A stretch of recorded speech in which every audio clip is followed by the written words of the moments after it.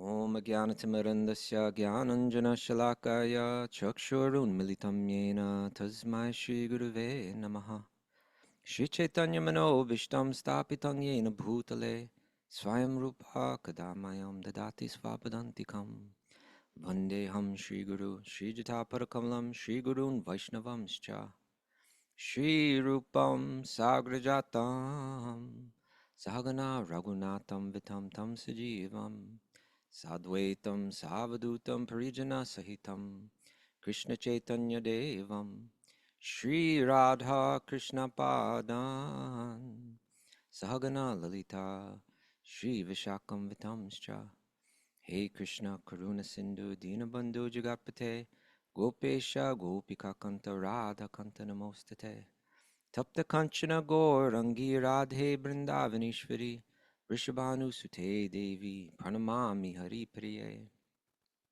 Vanchakalpatarubhyascha Kripa Sindhubhyevacha Patitanam Pavanebhyo Vaishnavebhyo Namo Namaha Shri Krishna Chaitanya Prabhu Nityananda Shri Advaita Gadadhar Shivasari Gaura Bhaktavinda Hare Krishna Krishna Krishna Hare Hare Hare Rama, Rama Rama, Hare Hare. All right, everybody. It is such a joy to be here with you all. Everybody reading Bhagavad Gita together. This is what life is all about, although we're doing it in this strange, modern, virtual way, in a sense. I'm getting a lot of feedback from people. I love hearing back from you, and it really warms my heart. Um, when people start to read Bhagavad Gita and enjoy it, and I'm enjoying doing it with you all. I had when I made, probably many or most of you saw of the video that I posted, I made a little Instagram reel where I kind of announced this. And I said, yeah, I'll lay out the reading and then I'll do like a couple bubbles, like Instagram or WhatsApp bubbles, which are like only like a minute long. That's how I thought it would be. But then once I got started, I was like, oh, now it's like these 15, 18-minute videos. I don't see any other way. And even then, I feel like it's not enough. And so I think what will happen is, again, let's do it this way. It'll be a little fast, a little quicker. We won't go fully in. If we don't go fully in, don't worry about it. Because then next month, we'll take a smaller section of the Bhagavad Gita and go deeper into it. Maybe one verse or maybe 6 verses, or I'm not sure, but we'll figure it out. And every month, we'll do it a little different. There might be a little less reading, but more discussion, more questions, more detailed analysis, and all of that. Because I feel like I'm flying over it right now. Just to finish it in 15 or 18 minutes, I feel like I'm skipping so much stuff, so many ideas and so many thoughts. But in any case, I'm really enjoying it.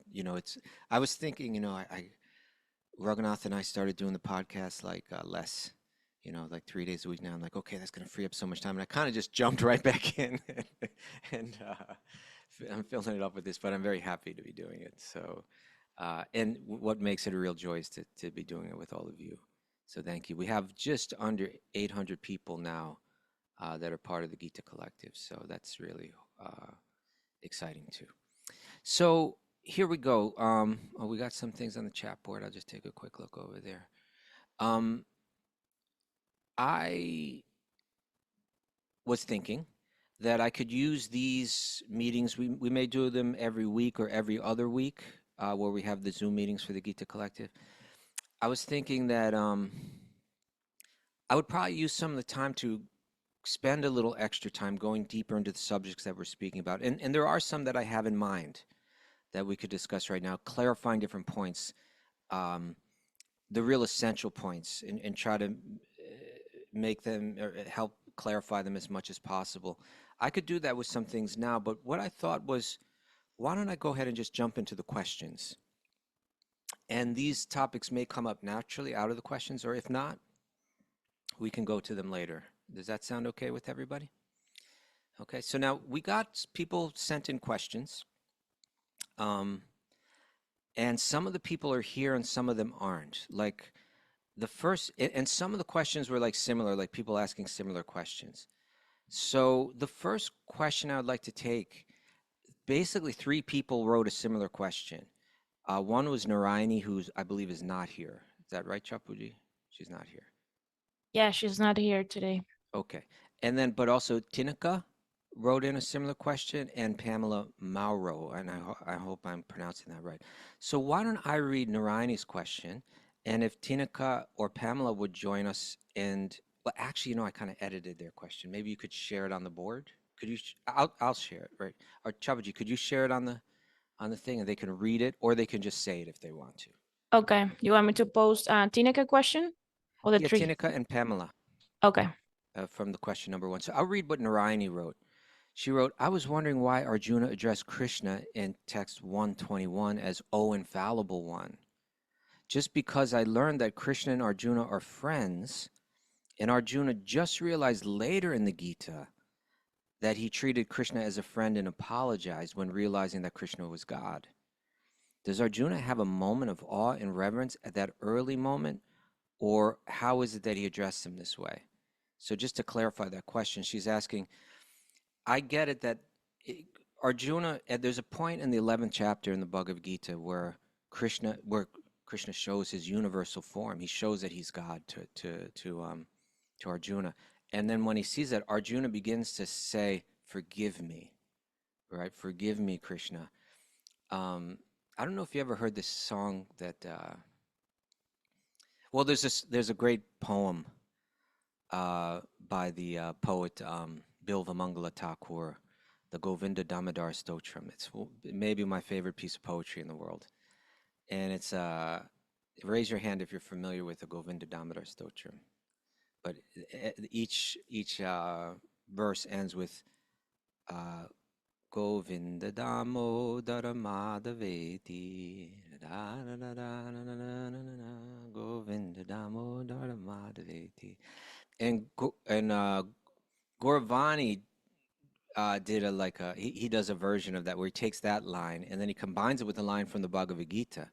Hey Krishna, hey Yadhava, hey Saketi, Govinda Damodara Madhaveti. So that's that verse in the 11th chapter where he says, Hey Krishna, hey Yadava, hey Saketi. He's saying, forgive me, Krishna, who I now see that you are the God. You are the absolute truth. The universe has come out of you. I've treated you like you were my buddy. I treated you like, um, I would say, hey, Krishna. I shouldn't say, hey, Krishna. I should say, hey, Shri Krishna.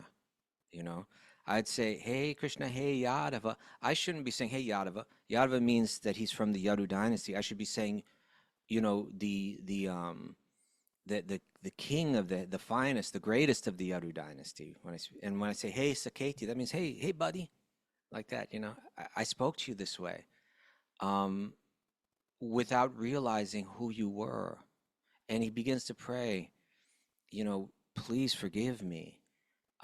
As a parent forgives a child, forgive me. Now this is a very different mood than Arjuna normally has with Krishna. So we'll go into that. But Tinika, would you like to share what you wrote on this topic? Can we unmute her? There we go. Good morning, Yes, Tinika. Or good, good maybe it's morning. afternoon for you. Yes, afternoon for me. Yeah, so yeah, I read the text. It was chapter 1 from 32, I guess, 32 something to like that. 35. Yeah. So there he calls some different names, Okay. and from there uh, yeah, I was wondering because he calls the divine names like Govinda and yeah, I've written it down. I can remember it all. Okay. And then I was wondering like how is it that he can call him like he can call Krishna with these names now, and but he doesn't know yet That he's what. God. Yeah, Yeah. so he is still his friend. Yes. So I was a bit confused, and I know this Similar question question. has been asked many times before, and I even listened to replies to it, but I can't remember Okay. why it is in We'll this try to get to the phase. bottom of it. Yeah. have a bird there? Thanks. Yeah, sorry. No problem. Mini parrots. It's not like the South American birds. Oh man, they're loud, right, Jabuji? Those parrots. Oh my God. Very loud. Very loud. Okay, and then Pamela Morrow, would you like to share also what you wrote on the same topic? Is she here? Good morning. Good morning, Pam. Yes, and this is my first kind of deep dive into the Gītā, so I feel like I probably have a lot of questions that others already know the answer to. But I just wondered if everyone knew that Krishna was the Supreme Lord, and why would they fight with him, or why would he? How can you fight with God? Is the Right, exactly. So I Okay. wasn't sure at what point, if they knew that Krishna was the Supreme Lord, or just thought he was the chariot driver. So just wonder if you could help explain that to me. Okay, so these are similar questions and all very good questions. And let me just, boy, we could spend the whole time on just this question. There's a scene in the Srimad Bhagavatam in the 10th canto where Krishna for the first time leaves Vrindavan, okay? And he goes to Mathura. He's been invited there by the demon of the name of Kamsa. And the whole thing was a setup. They said he thought, okay, we'll kill first. We'll have these big, huge elephants at the gateway, and the elephants will stomp on him and kill him. But Krishna kills the elephant, and he walks in there carrying the tusk of the elephant. That elephant was liberated, and it was very good for the elephant. This isn't a typical elephant killing. But imagine what Kamsa thought when he thought, okay, first I'll set this up. He's going to get killed. And then Krishna walks in there carrying the tusk over his shoulder, like this massive elephant. It's like, whoa, he passed through the first test. And then he had these big wrestlers that were supposed to kill him if somehow he got past the elephant. But it's described when Krishna enters that arena. It's like entering a stadium. And all the different people that are looking at Krishna, and they all understood him in different ways. They all saw him differently. The residents of Vrindavan that they were there, they saw him as like their dear boy from their village. And the yogis that were in the audience, they saw him like the Paramatma, like Lord Vishnu. And the girls in the audience, they saw him like Cupid personified. Oh my God, I've never seen so beautiful. All my desires are getting stirred up in me. And Kamsa saw him as death personified. So everybody sees and understands him differently he reciprocates with them accordingly. Now let's just talk specifically about Arjuna. Arjuna is Krishna's friend. They're cousins. They're the same age. And so both of those lead towards a type of intimacy. And it's that intimacy that Krishna enjoys. There is a type of illusion that is divine. Not the type of illusion that most of us are under most of the time, which is mundane, which is there to facilitate our forgetting Krishna. I want to forget Krishna so that I can enjoy the illusion. This energy facilitates that. We call that Maya. Or sometimes we call that Maha Maya. And then there's another deluding energy called Yoga Maya. And that's the Maha Maya, it brings us away from Krishna. Yoga Maya it connects us with Krishna. And so when Arjuna thinks about Krishna, he knows Krishna is like amazing. There's no doubt about that. Narayani asked that in text 21 of the first chapter that Krishna refers to Arjuna as, oh, infallible one. Oh, well, it sounds like he knows that he's God when he says infallible. But when he says that Krishna's infallible, you got to imagine that Arjuna is used to running in high-level circles. Arjuna had the ability to go to the heavenly planets and spend time with his father, Indra, the king of heaven, who has weapons that are like lightning bolts, Arjuna it, he's he's when he says that Krishna is infallible, it's because he's been through so much with Krishna, and Krishna was always there for him. When he needed Krishna the most, Krishna was there. Think about sometimes, right?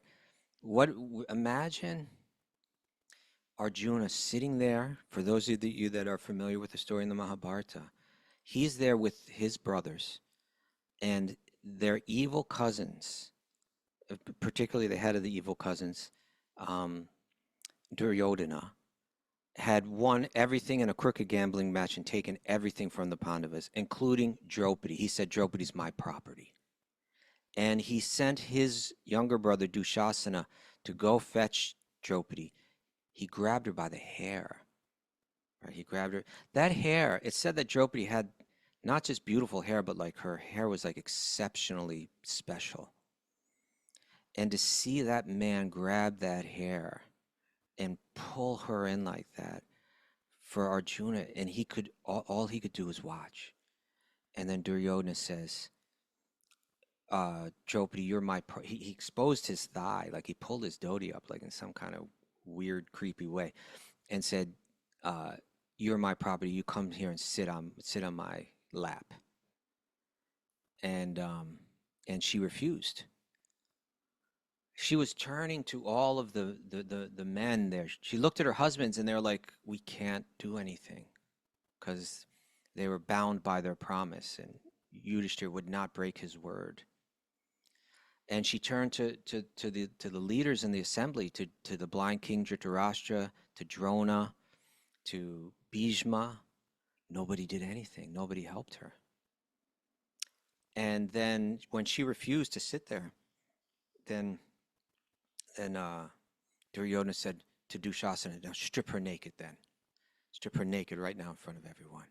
Oh, imagine how Arjuna, his heart must have cracked. And then Dushasana went and grabbed her sari and started pulling on it. And Draupadi's trying to hang on, and he's pulling, and she's trying to hold on, and she's realizing he's just too strong. There's no way that I'll be able to protect myself. And she's got nobody to protect her. No one. No one is there. Everybody there will not help her. And when she realizes that I can't even protect myself, my 5 powerful husbands can't protect me, none of the elders are protecting me, she just lets go. And she puts her hands up in the air, and what does she cry? Hey, Govinda. She calls to Krishna. And Krishna's there, right? Oh, infallible one, you never fail us. Whenever we needed you, you were there. And although Arjuna generally doesn't think of Krishna as God, he knows he's incredibly powerful. There's a beautiful story. It's such an amazing story in Mahabharata, where Krishna and Arjuna take their girlfriends and they go for like a picnic together. Like they go to the river together, and they're just having fun. And they're approached there by the demigod. I think he's in disguise, and it's the demigod Agni. And he says, I'm suffering, I need to eat a forest, and but the devas don't allow me to eat this forest. I need your help. And Arjuna says, we will help you. We swear to you we'll help you. You get what you need, Agni Dev, and we will take care of the rest. So he begins to eat the Kandava forest. He's burning the forest. And then all the devas come to stop Agni. And Krishna and Arjuna, side by side, these 2 friends, they fight all the demigods. The demigods are throwing everything that they had. The most powerful beings in the universe are throwing everything at them. And Krishna and Arjuna are so powerful that they fight them all back and defeat them. So Arjuna may not be thinking of Krishna as God, because Arjuna's powerful too. But he does know Krishna. He's fought Jarasandha and his entire armies, and 14 times, just like defeated them, his whole army, single-handedly. So he may not be thinking of him as God, but he's thinking of him as like my friend who can just defeat anyone. When Krishna says, "Oh, infallible one," it's because you were always there for us. You were always there for me. Whenever I needed you, you were there. He was also throughout the Mahabharata. He's there to offer moral and emotional support to the Pandavas. So Krishna was like a treasure in his life, and he was someone that he could always count on. So he calls him infallible there. But speaking to this question more broadly, we can understand that Arjuna sat in assemblies where people like Vyasadeva come in, people like Narada come in, and they glorify Krishna, right? Like at the Rajasuya sacrifice, where Krishna was chosen by Yudhishthira to be the one person amongst so many powerful warriors, great sages were present. Even devas were there. And Yudhishthira they pick the most honorable person to honor to begin the ceremony. And Yudhishthira chose Krishna. And there's a whole controversy about that. But Arjuna's been there when these sages say, "You are Krishna, you are this, you are that, you are the Lord of everything, you are," and so for Arjuna, there is this knowledge kind of in the background of the relationship that Krishna is very special. His own mother, Arjuna's mother, Kunti, comes out and she says these prayers where she's identifying Krishna as God. We read about that. I believe it's the 7th chapter of the 1st canto of Bhagavatam. So his whole family kind of knows who Krishna is, but they kind of forget. By the power of Yoga Maya, it recedes into the background of their awareness. And why? So that it can facilitate their intimacy. How can Arjuna be so close? You see, he's going to apologize. Krishna, I called you, my friend. Hey, Saketi. When Arjuna calls out to Krishna, hey, Saketi, hey, buddy, Krishna loves that, right? That pleases him more than you are God. Please forgive me. He loves the intimacy. And so his energy of Yogamaya facilitates that intimacy by taking Arjuna's knowledge that Krishna is God and putting it in the background of his awareness. You understand? It's kind of there. He's heard it before, but he kind of doesn't think about it because he loves him so much, like a friend. But when he falls apart in the 1st chapter, and he has nowhere else to turn, he says, "I need you, Krishna, to be my guru." And that's the 7th verse of the 2nd chapter, right? And it's described that when he says this, and he says, "I'm a soul surrendered unto you, please instruct me," Krishna kind of smiles. It says, he smiles because, oh, this is a little different. It's a little awkward. My buddy is turning to me. I remember my guru, his brother became a devotee, and his brother approached him for initiation. And my guru said, no. I have many disciples, but I only have one brother. So you're going to stay my brother. I don't want you to become my disciple and the nature of our relationship to change. So it was a little unusual for Krishna to relate to Arjuna as a disciple rather than as a friend. Now, certainly Arjuna knows about Krishna's greatness, his brilliance, and kind of his divinity. But he begins to ask questions, and Krishna's going to say a lot about himself as the chapters unfold, about who he is. And ultimately, he's going to speak of himself as being God, as being the Paramatma, as being the Supreme Brahman, so many things. And when we get to the 10th chapter, Krishna is going to say, "Aham sarvasya prabhavo mata sarvam pavartate." That aham sarvasya prabhavo, I am the source of all spiritual and material worlds. Everything emanates from me. Right? The wise who perfectly know this, they worship me with all their hearts. Right? So a few verses after that, after making that declaration, then Arjuna speaks. Let me pull up this verse. Then Arjuna speaks to Krishna, and it's more like prayers now, right? Well, it's like this. Let me pull it up. These are really important too. So this is chapter 10, and I think it's about, yeah, text 12 and 13. And when Arjuna says this, when you are somewhat familiar with the Vedas, the prayers of the Vedas, and the Upanishads, especially the Vedas, you can hear that what he's saying is he's tying Krishna, oh, all these ancient books that talk about the absolute truth, the supreme, the Brahman, that's you, Krishna. I know it's you. You just told me that it's you. You just said, Aham Sarvasya Prabhavo, everything emanates from me. So Arjuna says, Param Brahma, Param Dhamma, Pavitram Paramam Bhavan, that you are the Param Brahman, you are the supreme Brahman, not just the Brahman, but the Brahman that all Brahman comes from. You're the supreme Brahman. Param Brahman, Param Dhamma, you are the ultimate abode. Pavitram Paramam, you are the purest absolute truth. You are eternal, transcendental. You are the eternal, transcendental person, the Adipurusha, the first person that everything comes from. Original, unborn, the greatest. So he's saying, I've heard, you're telling me this now. Well, listen to exactly how he says it. He says, all the great sages, such as Narada, Asita, Devala, and Vyas, confirm this truth about you. Arjuna's been there and watched these sages speak about Krishna this way, right? He's not normally, when he's hearing it, he's probably thinking, yeah, my friend's the best, you know? But now he's like, you're God, right?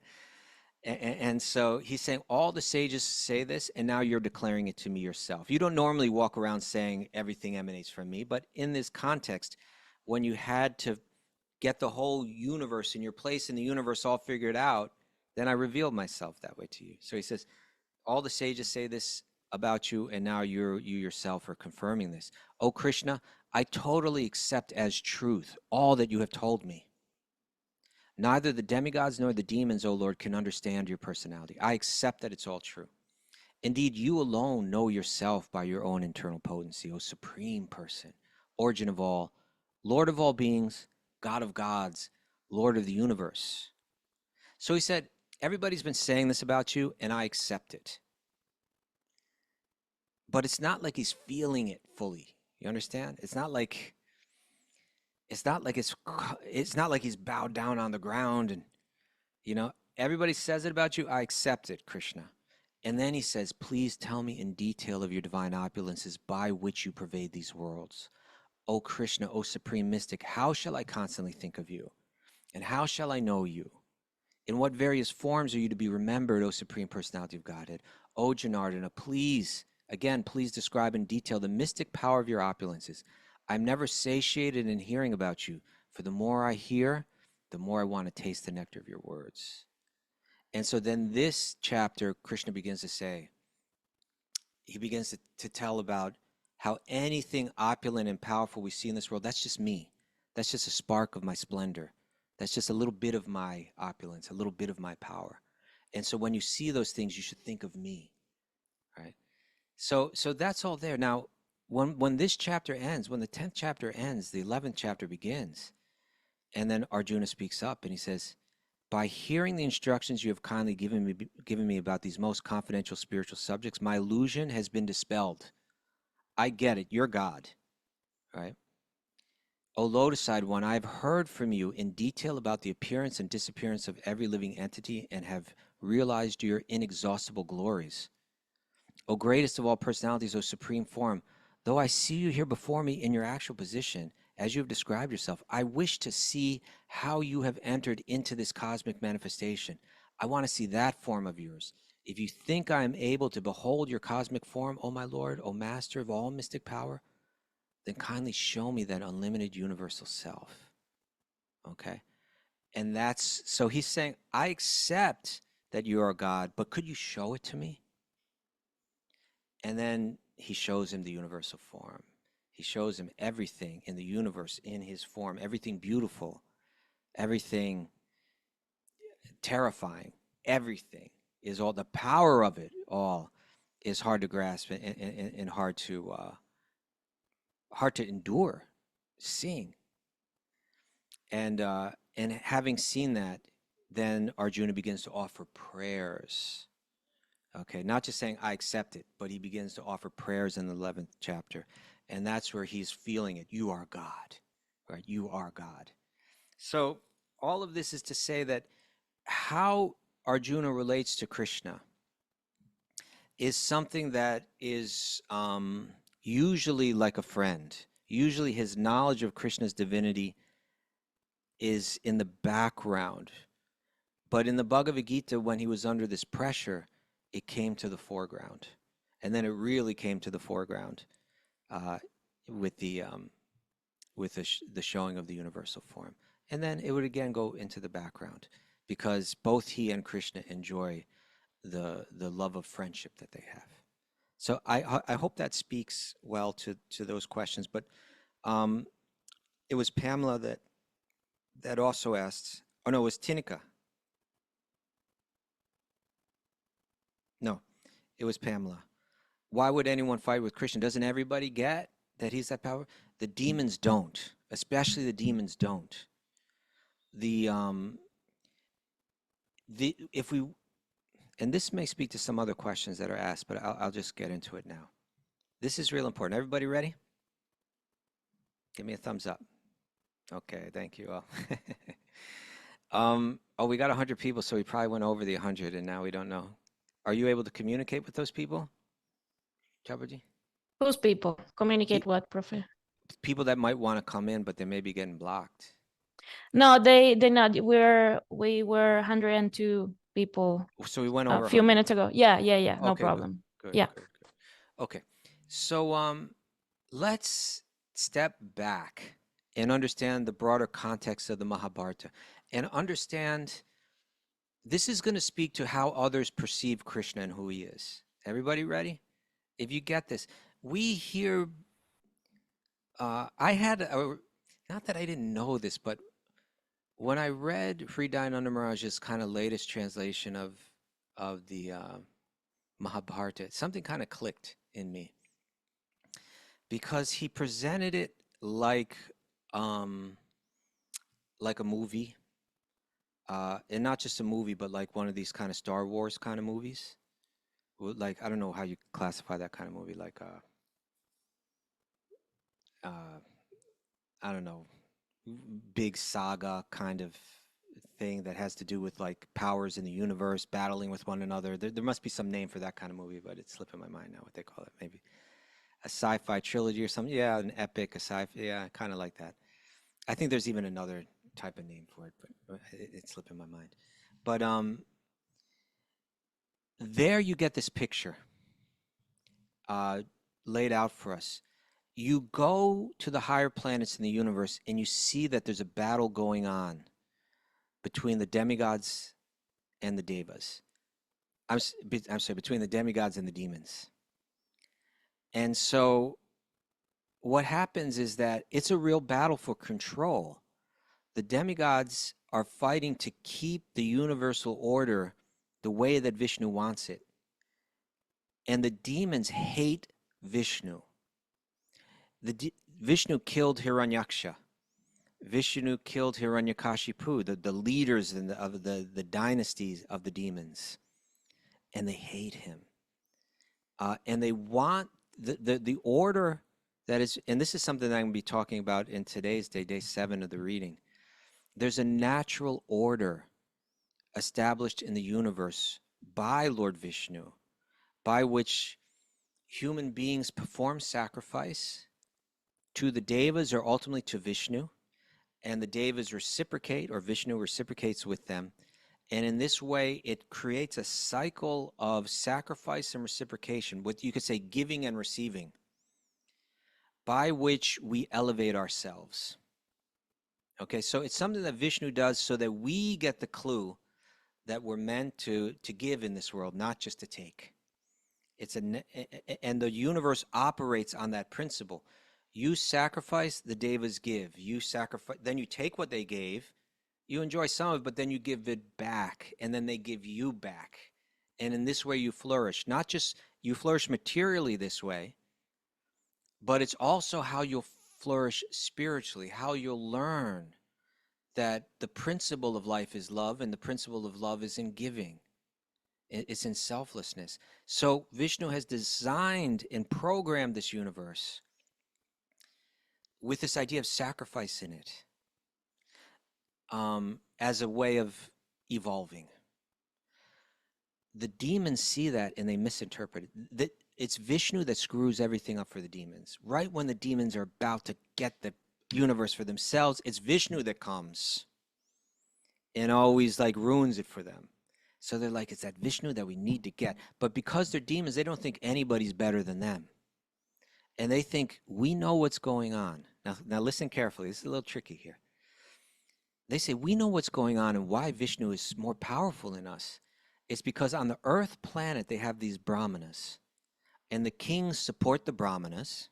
And the brahmanas do this sacrifice. They do these rituals, all the sacrifice. And all that sacrifice that's going on, it's giving Vishnu power. And if we can stop the sacrifice, then we can end Vishnu's power and kill him. And so their plan is that they take birth. It's kind of a downgrade. It's a little risky for the demons because it's kind of a downgrade for them to go into earthly bodies. But they say, we will take birth in the lineages of all the different kings on earth. And once we take those roles as king, then we'll eliminate all of the sacrifice that the brahmanas do. And in this way, we'll take over everything. Vishnu will lose his power and we'll take over the whole universe. That's the strategy. Everybody with me? It's like a Star Wars movie where like these really demoniac Darth Vader kind of characters have said, we've got this plan. We're going to wipe out Vishnu. We're going to go to earth. We'll take birth as these kings. And then we'll shut down the whole thing and then we'll take over the whole universe. Now, where does the Mahabharata open up? It actually opens up with Mother Earth, right? She takes the form of a cow.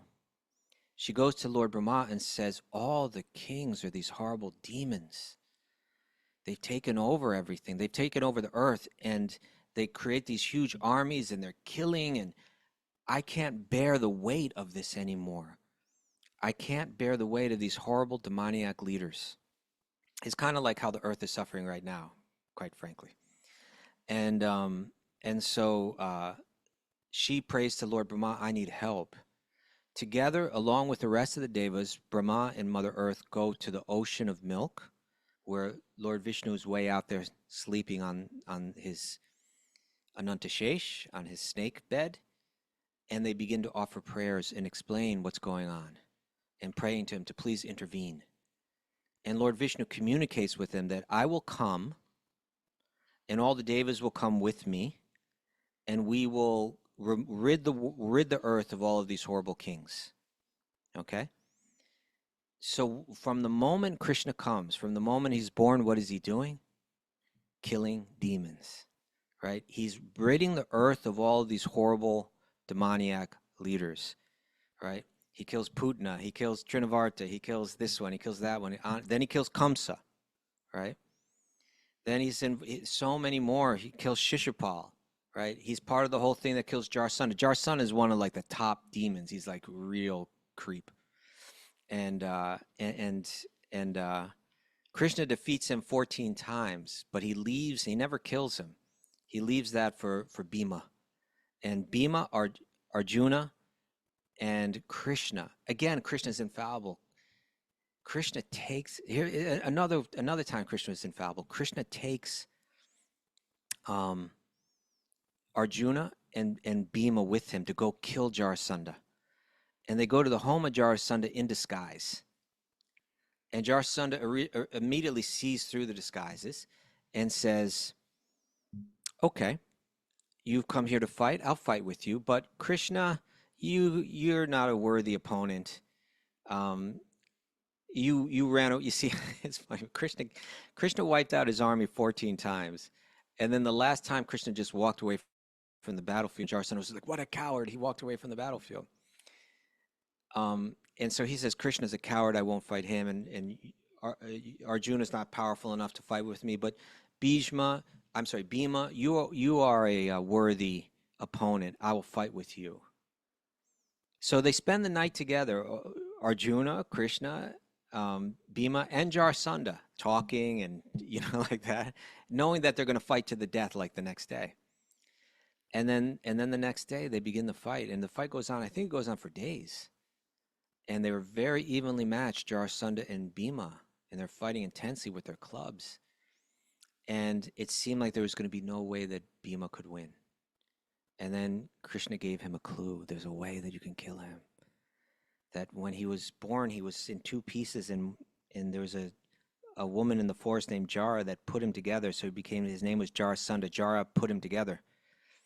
He said, Krishna took a piece of grass and he bifurcated it.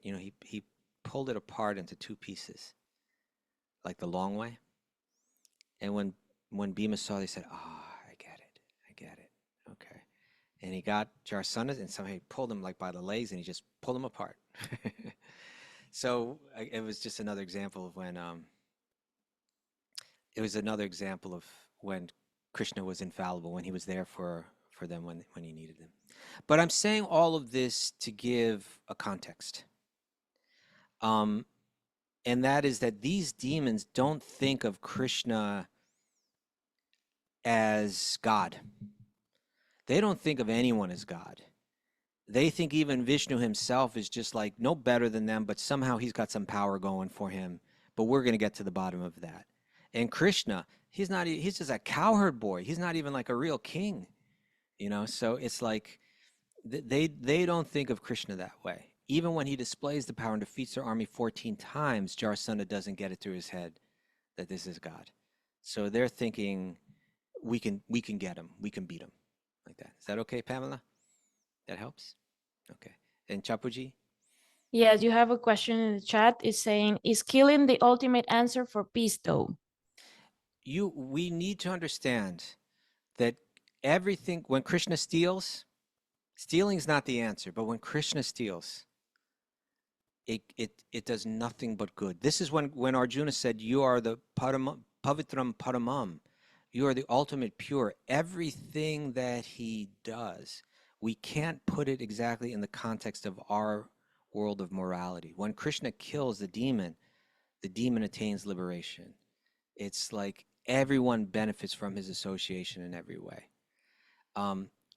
So when Krishna kills, everyone benefits from it. Now, that being said, even still, sometimes we need to fight in this world. Sometimes evil people take over and something needs to be done, and someone has to step up. And that's just unfortunate nature of the world that we live in. But particularly when Krishna fights, it's nothing but, it does nothing but good for everyone. That's how it's described in the Shastra. The same Shastras that are telling us about him killing are also explaining these details as well. So I hope is that Avha? Okay. All right. I think we're ready to go on to the next question, if that's all right, unless anyone has any questions in relation to what we just spoke about. How are we doing? We're good? Okay. All right. So then the next question, I pull it up here, is also from Narayani. Why don't you read it, Chapuji? Okay. It says, I'm wondering that often the Mahabharata is considered literature for the less intelligent, but the Gītā is also highly praised for its importance, but then the Gītā is part of the Mahabharata. Can you explain what is the difference? Thank you. Okay, so it is said that the Itihasa, and particularly Mahabharata, that they're for the less intelligent. So what does that mean? And we have to go back and look at these texts. Look at the text that came before it. There's the four Vedas. None of us are going to get excited about reading the four Vedas. I mean, there may be some hymns that are there that are inspiring. But even then, it's not like reading Mahabharata or Bhagavatam. And a lot of it is just technical stuff that's hard to even figure out. A lot of it is very cryptic. A lot of it is very technical. The four Vedas. Do you know who would read those books? It's not like the whole society would read the Vedas. Only very few people. Only the Brahmanas, right? Only the Brahmanas would read. The spiritual leaders, the Brahmanas, the priests and teachers, like the professors. Essentially, it's just like a book for professors to read. They would learn it all, and then whatever help you needed, they would provide it as the priests. But nobody is reading that. It's kind of like it's a book for professors. And what is the Upanishads? Those are books for the sannyasis, for the renunciates, right? Again, a very elite group of people. Very few people are walking away from everything and living this incredibly renounced, austere life. And those are all these cryptic instructions about going deep within yourself and controlling the mind. And the vast majority of people are not at all interested in doing this in their life. But there's truth in them, truth about God, truth about the self, truth about the world that we live in. That's all called jnana, that's all called knowledge. But it's put in these, it's like if all of the wonderful teachings that we get from Srimad Bhagavatam, imagine if they were somehow written in books that we would never pick up. Like there's some bookstores you go in and then there's a section that's like meant for some technical stuff that only specialists buy that book. You understand? It's just like some book on engineering that, like, if I picked it up, I wouldn't even understand what's going on. But for other people, that's exactly, they understand it. The Vedas and the Upanishads are like that. But there's knowledge in there that we all need. And so therefore Vyasa wrote it as Mahabharata. And Mahabharata has all the wisdom of the Vedas and the Upanishads in it, but it's told through these incredible stories that are super captivating, that are so fascinating, so fun, and so addictive. You just can't put it down.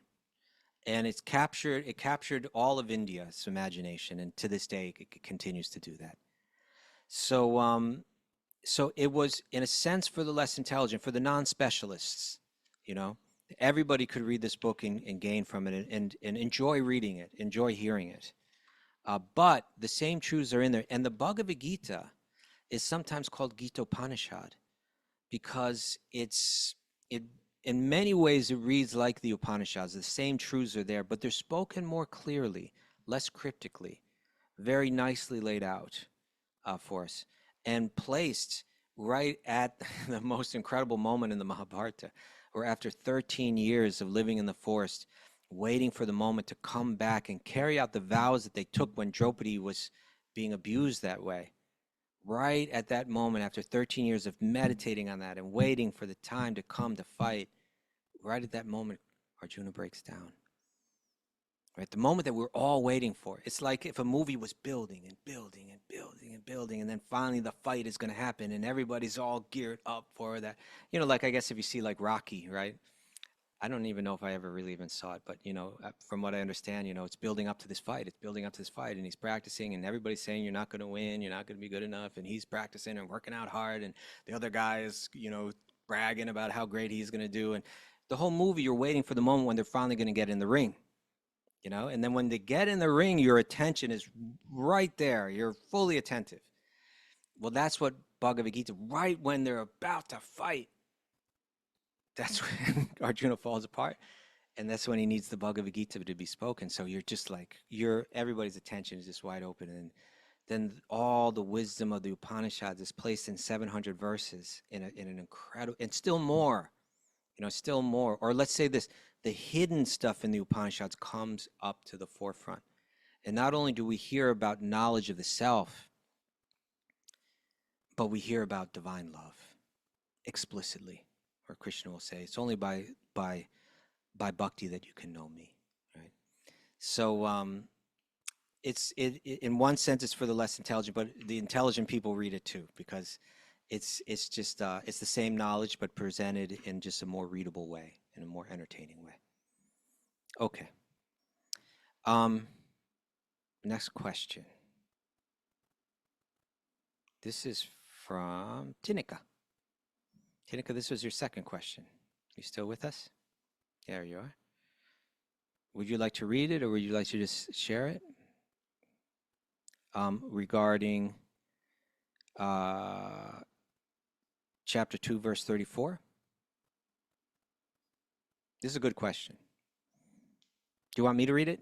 Would that be easier? Or do you remember it? Yeah, please. Yes, Okay, please. I'll read it. So Tinika asks about chapter 2, verse 34. Let me read that.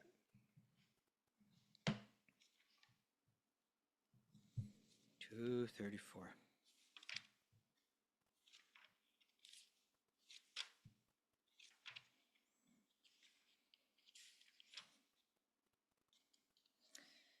Okay, so Krishna says, Arjuna, if you don't fight, this is what's going to happen. People will always speak of your infamy. And for a respectable person, dishonor is worse than death. Then he says in the next verse, the great generals who have highly esteemed your name and fame, they will think that you have left the battlefield out of fear only, and thus they will consider you insignificant. Oh, your enemies will describe you in many unkind words and scorn your ability. What could be more painful for you? Right? So he's saying, Arjuna, you should fight because people are going to say bad things and it's going to hurt. Your ego is going to get bruised. Right? Now, if we go to the next chapter, I'm sorry, not even the next chapter, just a little bit later in this chapter, when Arjuna says, tell me about the enlightened person. Tell me about the sage of steady mind. Krishna's going to say, one who is not disturbed in mind, even amidst the threefold miseries, or elated when there is happiness, who is free from attachment, fear, and anger, is called a sage of steady mind. In the material world, one who is unaffected by whatever good or evil he may attain, neither praising it nor despising it, is firmly fixed in knowledge. He's going to go on to say whether in honor or dishonor, they keep an even mind. It's a very different teaching. You understand? On one hand, he's saying, Arjuna, you should fight because people are going to say bad things about you. And then in other verses, he's saying, you should not be concerned about what people say about you. You understand? So, and I spoke about this a bit in the video for that section. I forget what, that must have been 4th video, I believe. Day 4. I'm not sure. But I spoke a bit about this, that duty is the first step in controlling the mind. And Krishna, when he began speaking, he was telling Arjuna, you're not the body. Nobody here is their body. The soul is eternal. The body never, the body is sure to die. The soul is sure to continue living. Don't worry about fighting. But apparently that knowledge Arjuna didn't respond to. He wasn't responding on the level of knowledge. So he took it down a notch to the level of duty. You understand? And he said, from the platform of duty, you're better off fighting. You were saying in the first chapter, you were worried about sin. It would be sinful to fight. Actually, from the platform of duty, it would be sinful not to fight, right? You have a duty to step up as a warrior, and if you don't do it, that's going to be sinful, and you're going to get bad karma for it, right? You asked about happiness, right? You're saying, I don't know if fighting this war will bring me happiness. He's saying, actually, whether you win or lose, it will bring you happiness. And if you don't fight, you'll be unhappy because people are going to be saying all these bad things about you and you're going to get all hurt by it. You know. Now that he's preaching on the level of ignorance. But for someone on the level of ignorance, sometimes that's the only message that's going to appeal to them. You understand? So higher knowledge was not appealing to Arjuna, so he took it down a notch. Okay, you're going to be better off doing your duty. It's going to help you evolve. And it seems to be that the only thing that you're responding to right now is what's happening on the material level. So I'm telling you, you're going to be unhappy and you're going to get bad karma because that seems to be what your concern is. But then he says, and then he switches at about text 38 and he says, let me describe this to you from a whole nother level of thinking, right? And that's when he shifts the gears into Nishkama Karma Yoga. Arjuna, you're better than this, right? You're better than just responding on the karma kanda level where you do things in this world to enjoy materially. You're better than that. Come up to the level of Nishkama Karma Yoga where you do the right thing. You do it with knowledge. knowledge of the self, knowledge of God, knowledge of this world with jnana, right? And with that jnana, you do it with detachment.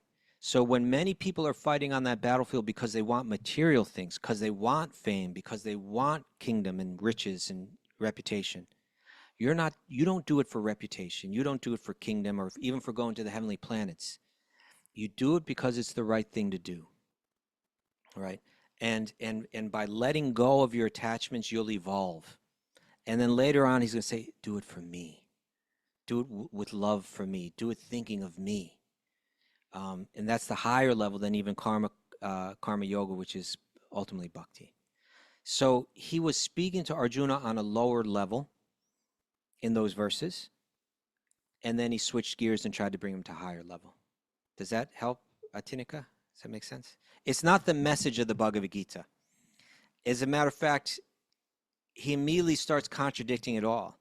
See, because those are the Vedic instructions. You could open up the Vedas and read what it means to be a warrior, a Kshatriya, what your duties are, how you benefit, how you incur sin if you don't do your duty. All that's in the Vedas, right? So it's a formula for material enjoyment and how to avoid material suffering.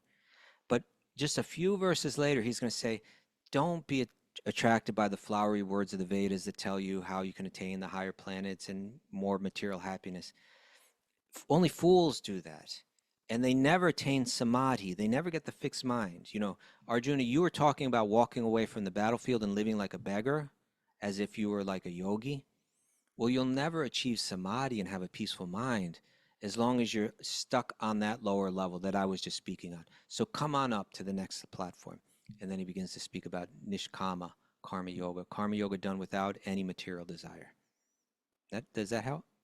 The more we talk about these things, I think the more these ideas start to sink in. Okay.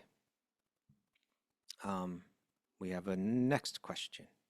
Let me know if there's other questions, Chapu, that you think we should take. Or Yeah, sure. Nitin and Chandra sent a couple of questions that are from Ramayana and Srimad Bhagavatam related to the topic that you were discussing, but I answered him that maybe we will need a little bit of context to, but if you want, I can read them to you. I just don't know if they're going to take us off the. I'm a little worried. Why don't I look at those and we can try to answer those at another time? But I just don't want to get too far. I'll save the chat. Okay. Okay. Thank you. Okay. Good. Because we're already an hour into this. Yes, 100%. Yes. Okay. But thank you for the questions, Chandra. You want me to read Elizabeth's question? Is Yvette still here? She's probably serving diligently right now. Okay, you can read her question. Okay. Looking at verse 2.7 specifically, can a devotee be completely surrendered to Krishna and perplexed at the same time? Or is it the nature of being in the material world to surrender, be one perplexed again and surrender again, continuously doing this dance of forgetting and remembering? Yeah, well, hopefully it won't be a dance. Hopefully when we remember, we won't forget again. And in one sense, that's Krishna's promise. When you fully remember, then you never come back. But it's an interesting question because the way that I understand the question is like, isn't surrendering Krishna what you do when you finally understand everything, right? You're no longer perplexed. But it's also how we become unperplexed. Right. I'll read 2:7. It's a famous verse because it's the verse again where Arjuna takes shelter of Krishna as his guru. And it's a turning point in the Gītā. And it can be a turning point in our lives when we say, I accept a guru, I accept your instructions, please instruct me. In one sense, this is the fundamental disciple approaching guru verse, you know. Now I am confused about my duty, and I have lost all composure because of miserly weakness. In this condition, I'm asking you to tell me for certain what is best for me. Now I am your disciple and a soul surrendered unto you. Please instruct me. He's surrendered in the sense that he doesn't have the realizations, but he knows that Arjuna knows what's good for him. And so he's saying, I'm perplexed, but what I do know is that you're not, and that you can give me good instructions. That much I know. I don't know whether I should fight or not. I'm perplexed about that, but I know that you are better prepared to instruct me than I am to instruct myself. So he's perplexed, and the way out of his being perplexed is his surrender unto Krishna. Right?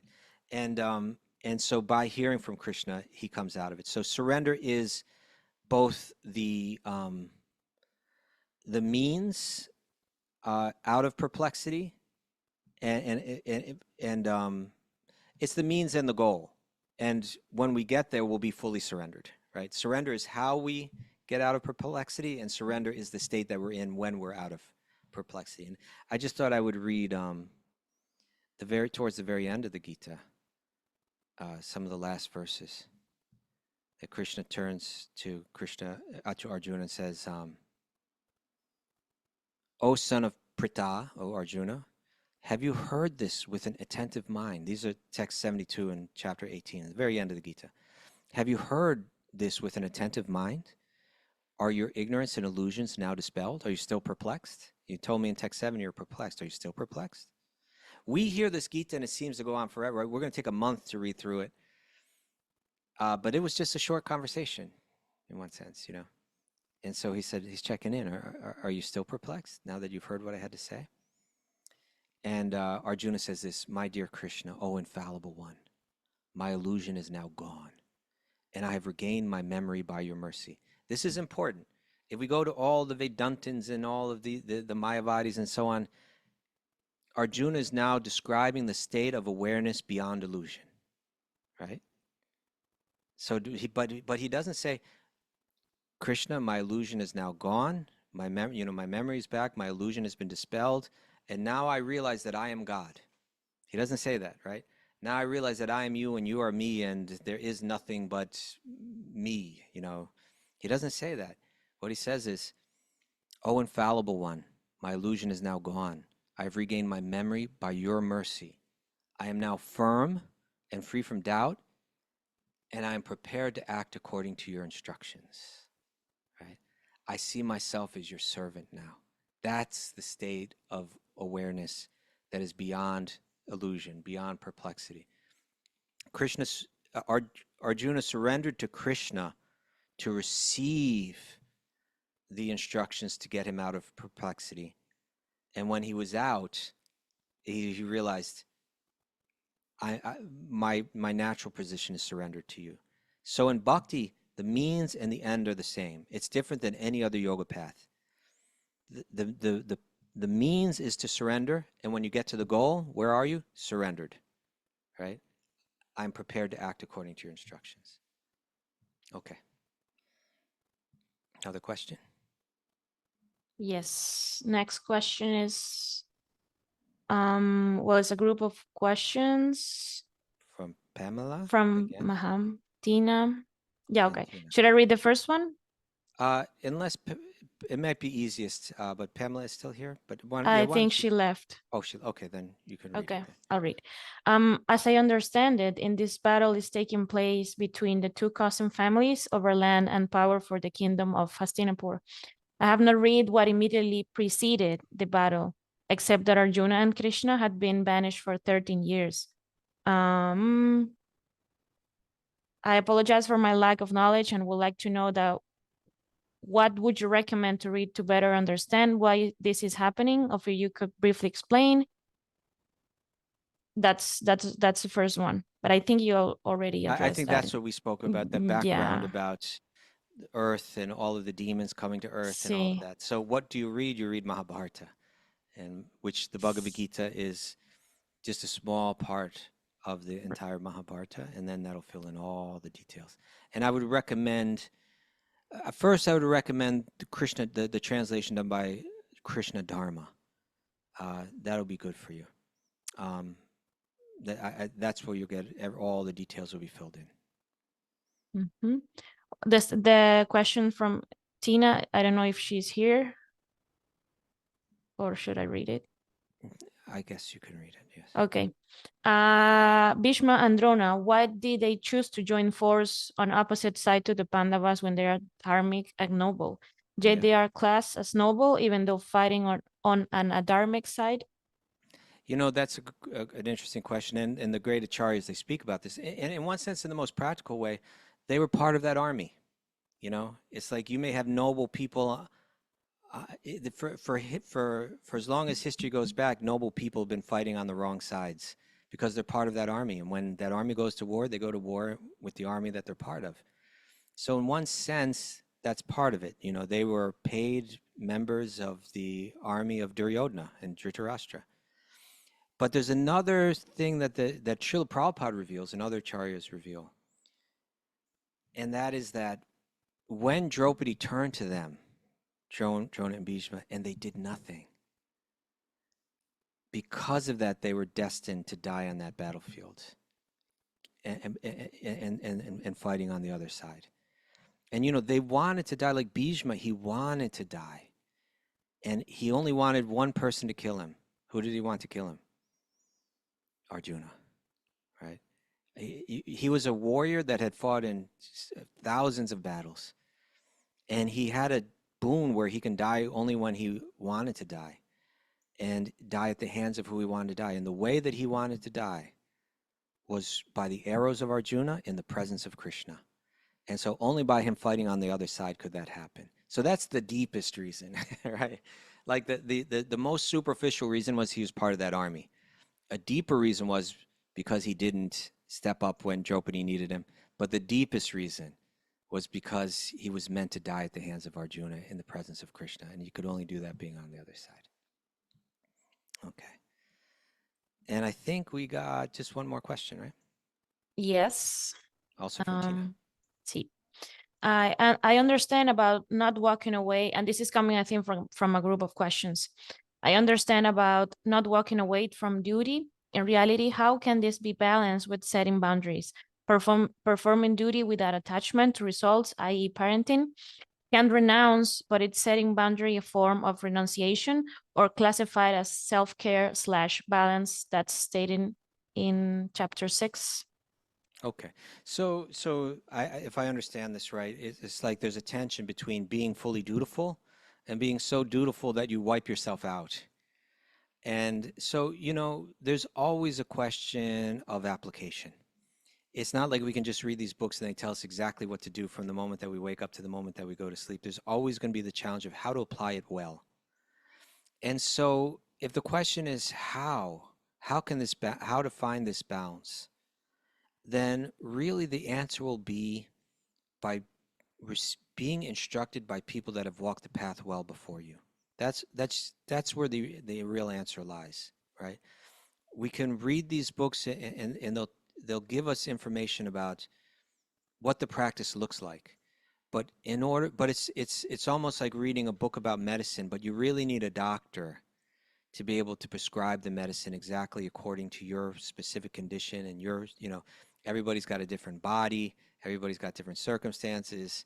Some people have a strong digestion, but a weak this, and some people have a weak that and a strong digestion. And, so someone, that is what really gurus are for, that they can understand who you are, what your psychology is like, what your circumstances are like, and prescribe how to follow the path in such a way where you're on that edge of getting out of your comfort zone and really surrendering, and at the same time not pushing it too far that you collapse.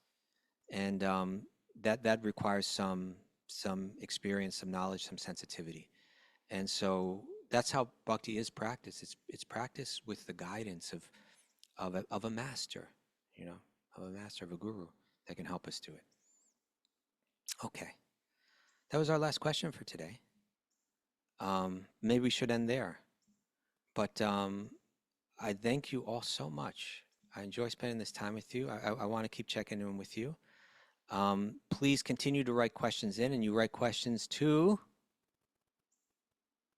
questionsforkd@gmail.com. questionsforkd@gmail.com. Okay, great. Thank you all so much. All glories to the great Srimad Bhagavad Gītā. Right? What need is there for any other book? The acharyas say. Right? It's all there. Such a wonderful book to guide our lives. It's a really worthy way of spending our our time and our energy. And towards the end of the Gita, I'll read this. Krishna says,